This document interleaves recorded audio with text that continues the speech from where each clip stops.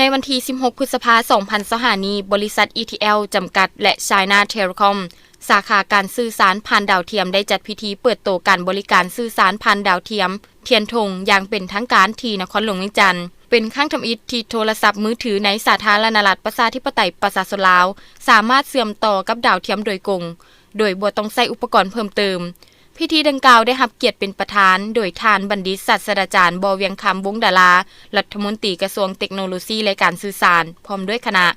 ท่านนางฟังหงเอกอัครราชทูตจีนประจำลาวท่านวัฒนาวงศ์เทวันห้องผู้อำนวยการใหญ่ ETL และท่านจางชินผู้อำนวยการใหญ่ CT สาขาสื่อสารดาวเทียมมีบรรดาหัวหน่วยธุรกิจและองค์การจัดตั้งสากลทั้งภายในและต่างประเทศเข้าร่วมในงานดังกล่าวมีการสาธิตการเชื่อมต่อผ่านดาวเทียมเทียนธงแสดงให้เห็นความสามารถในการสื่อสารที่ทันสมัยการบริการดาวเทียมเทียนธงจะช่วยปรับปรุงการเชื่อมต่อในเขตห่างไกลซอกหลีกที่ขาดสัญญาณภาคพื้นดินสนับสนุนการพัฒนาเศรษฐกิจสังคมการป้องกันชาติการรับมือภัยพิบัติและการขุดค้นทรัพยากรธรรมชาติท่านสมพรสิหาลานหัวหน้ากรมคลื่นความถี่ได้กล่าวว่าการร่วมมือนี้เป็นขีดหมายสำคัญในการหันเปลี่ยนเป็นดิจิตอลของสาธารณรัฐประชาธิปไตยประชาชนลาวสอดคล้องกับวิสัยทัศน์การพัฒนาเศรษฐกิจดิจิตอลระยะ20ปี 2021 หา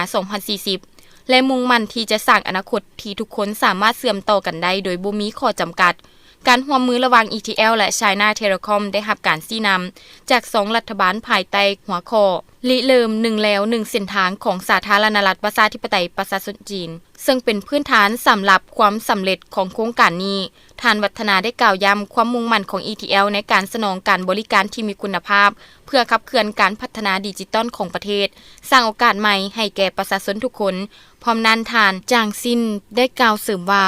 บริษัท China Telecom นำใช้ประโยชน์จากเครือข่ายและโครงสร้างพื้นฐานภาคพื้นดินที่ทันสมัยเพื่อพัฒนาการบริการข้อมูลอิสริยะที่ครบวงจรควบคุมทางบกทะเลและอวกาศเพื่อตอบสนองความต้องการของผู้ใช้ด้วยประสิทธิภาพสูงสุดการเปิดตัวบริการดาวเทียมเทียนธงครั้งนี้บ่เพียงแต่เป็นการประกาศความก้าวหน้าทางด้านเทคโนโลยีเท่านั้นแต่ยังเป็นคำมั่นสัญญาที่จะหลุดพ้นทรงวางด้านการเชื่อมต่อสร้างสังคมดิจิตอลที่ทั่วถึงและยืนยงด้วยบริการนี้สาธารณรัฐประชาธิปไตยประชาชนลาวกำลังก้าวเข้าสู่อนาคตที่ทุกคนสามารถเชื่อมต่อกันได้อย่างบ่มีขอบเขตปลดล็อกทางแห่งใหม่ให้แก่ประชาชนและประเทศชาติ